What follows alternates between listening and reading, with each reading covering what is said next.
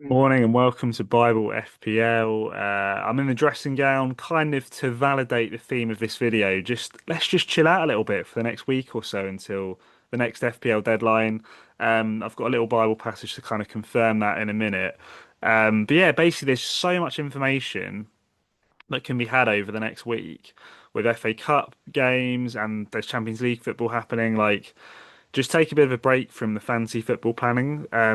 I'll say you could do a little bit, but I'm going to encourage you to largely not think about it. Now, before we sort of dig into some of those thoughts, in terms of the Bible team, it did all right again this week. Okay, it didn't do amazingly, but 61 points. I was very happy with the Timber and Gabriel returns. And Jai captaincy actually came through really nicely given the fact that Haaland blanked. Semenyo continues to be a brilliant result for this team. And then Bruno Fernandes, 8 points. Gakpo, 3 point clean sheet. We take the small gains. And it's actually going to be Gakpo's clean sheet return. We're clutching at straws this week. That's going to inspire the Bible passage. Obviously, he secured the clean sheet in the 60th minute. There isn't a Matthew chapter 60. Gakpo's middle name is Mathez, so he's our Matthew option. So we're going to go for chapter 6 of Matthew, and it says this: Do not worry about tomorrow. Tomorrow will have its own worries. The troubles we have in a day are enough for one day. And it's essentially saying, like, live in the day.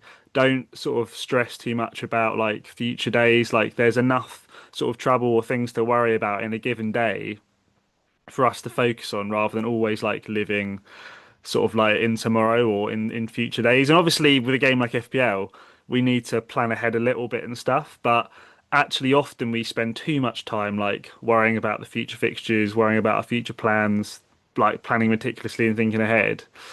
When actually, like sometimes it's good to just live a little bit in the day. And my encouragement, particularly in this weekend, is like definitely enjoy your weekend, focus on the things of the days.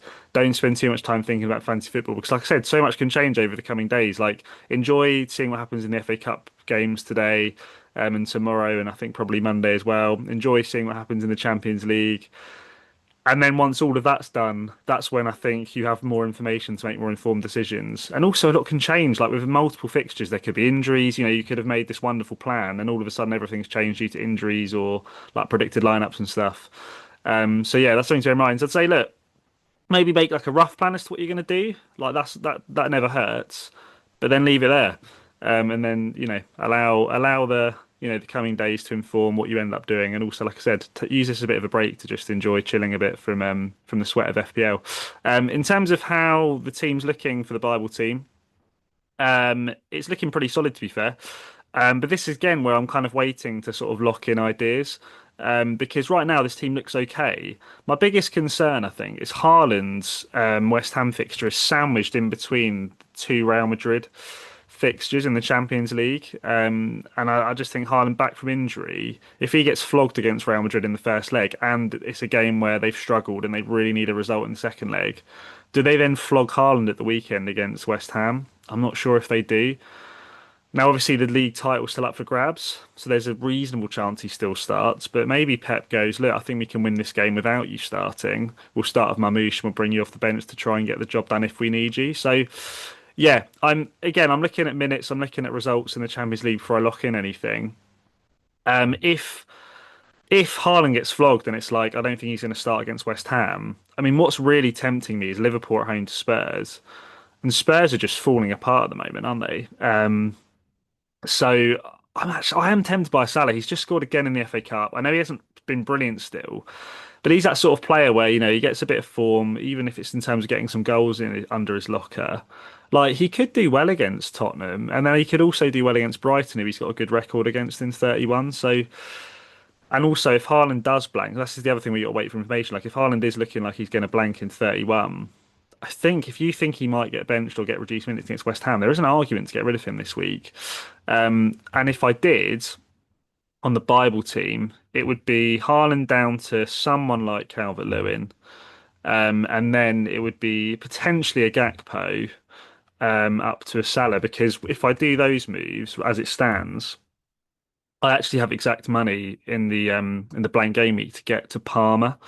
Um, to have in this team as well, which would be really nice. So I'll talk you through those plans sort of as and when we come to it in detail. But yeah, like that's a provisional idea, and then I could captain Salah against Spurs, which feels quite nice. I don't think there's any like obvious captains this week, and you could even argue Salah's not that obvious. But I just think the fact he's on pens and they're playing a wounded Spurs, again, if he doesn't get flogged in the Champions League or it's a fixture against Galatasaray where you just think, okay, I'm quite confident he's going to get the game at the weekend still. But again, it could be the situation with Salah where you're like, okay, I'm not sure about this man's minutes at the weekend. Tottenham could have a really good result against Atletico, and then I don't know, all of a sudden that game doesn't look as juicy as it currently is for Salah.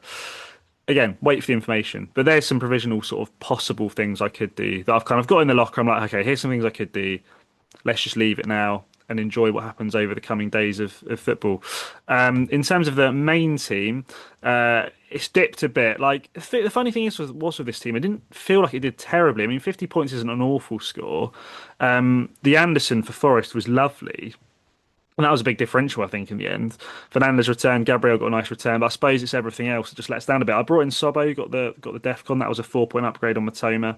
I was a bit kicking myself because I nearly did like a -8 for Salah in this, to captain Salah, and it actually would have paid off and left my team in better shape for 31. But look, Haaland got 90 minutes against Forest. I think if I was told that before the game, I would have stuck to this plan. You just can't predict the future of these things, can you? I think if Munoz is out in the next game week, I'll probably just bring a transfer forward. I was going to do in blank 31, and I'll do Munoz to Anderson of Fulham, who's got home to Burnley in 31, but he's also away to Forest, I think, this game week, so it wouldn't be a terrible week to bring him in for. And then the rest of the team looks fairly strong. I'm leaning towards Captain Gabriel on this team. I just think Arsenal have got the bit between their teeth to just dig out results at the moment, and I don't massively rate Everton as an attacking side. So at home to them, I think Gabriel could do the job in shutting them out, could get the DEFCON if they're playing long a little bit, Everton. And then he's always got the chance for that goal for it, hasn't he? So I'm very tempted by that on this team because I probably won't have any easy route to get Salah in. Again, though, if Haaland, Haaland's got a good record against West Ham. If he's looking good for minutes in that week, in that game, for whatever reason, maybe we try him. See, Thiago against Wolves looks all right on paper, but Wolves are on a run at the moment where it's like they're like, okay, if we just win every game, we could stay up. So I don't think they're going to make that easy for Brentford, because they've still got this little bit of hope and this little bit of fight in them right now. So I'm steering a bit away from the Thiago idea. But yeah, I think right now, Gabriel I'm looking at. Haaland's possible. And I think if you have Salah or could get to Salah, I'd be very tempted by him, to be honest. Just quickly, for those who care or are remotely interested, Champions League fantasy football. It did okay the last match day. So we got 66 points with this team. Grimaldo came through again like a legend. The duo captaincy was nice. All of a sudden, I mean, I'll say all of a sudden as if this team's doing well. It is up to the top 300k. So it's not doing horrifically like I thought it was. It's obviously not thriving. But yeah, if we could get a top 100k, top 50k finish on this somehow, I think we take it after what's been a pretty rocky Champions League fantasy sort of season. I think with the team now, I'm probably just going to like play the game a bit more normally in terms of transfer plans and players to pick. Since I don't know, it's kind of like I'm not going to win the thing or anything. I've kind of stopped doing the short talks on this series because I think the Champions League fantasy football, like people that do Champions League content don't get loads of interest anyway, let alone a little YouTuber like me. So I think I'll just add it on as a bonus thing at the end of some of these videos, and I'll do my main Bible talks as part of the sort of Premier League fancy stuff. But basically, yeah, this is how the team I think will look. I've still got a couple of Christian lads in there, Alisson and Saka and that, for some loyalty to some of those Christian lads that we love to use in our fantasy teams. But yeah, it's interesting because I was thinking I put this team together really quickly the other night.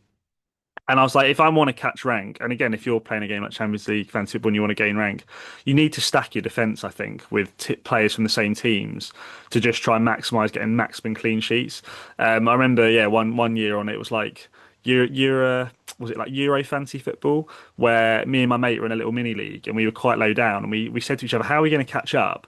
And basically, Dutch defenders were really cheap, and we could just fill out a whole defence of Dutch defenders. So we went for it, and the Netherlands basically just kept clean sheet after clean sheet in the knockout phases, and we went from like low down to basically winning the mini league, which was quite cool. So that's a way you can get an edge if you're chasing. So yeah, so I've got double PSG defence, double Arsenal defence, double Liverpool defence. In fact, yeah, triple Arsenal defence actually, who I really back at the moment to try and get clean sheets to get them through games. So yeah, if we can try and max out some clean sheets in this, there's also obviously a lot of attacking threat of those defenders. It looks very nice.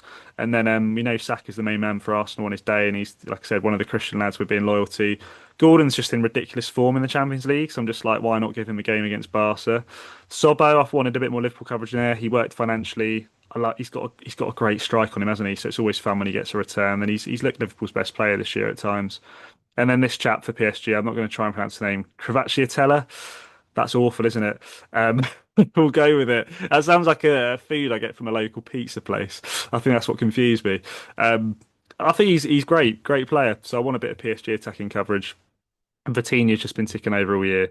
And then Alvarez against the wounded Spurs, I think looks lovely. And Kane's just been unbelievable all year, hasn't he? So to have the captaincy armband on him against Atalanta looks very nice. And just remember, if you play this game, start a bunch of players that play on the Tuesday initially, have no players playing on the Tuesday on your bench, and then come the Wednesday, you can transfer in, sub in some Wednesday players if any of your sort of Tuesday the 10th of March players have flopped. So yeah, I think we'll leave the video there before it's too long. I think this is a shorter one, if I'm correct. We'll wait and see upon upload. But yeah, I do hope you can enjoy some sort of chilled days from fancy football sweating. Enjoy the football for what it is. Take the information in. See what the likes of Ben Crellin says on Twitter for what the projected kind of blanks and doubles are looking like after this FA Cup set of results for the future game weeks like game week 33, game week 34, etc. Yeah, but for now, yeah, do comment if you have any questions about the Bible stuff. I always love to get back to you and help you in your journeys of faith. But for now, yeah, enjoyed hopefully a more sort of chilled few days from things. And I look forward to catching you guys on the next one.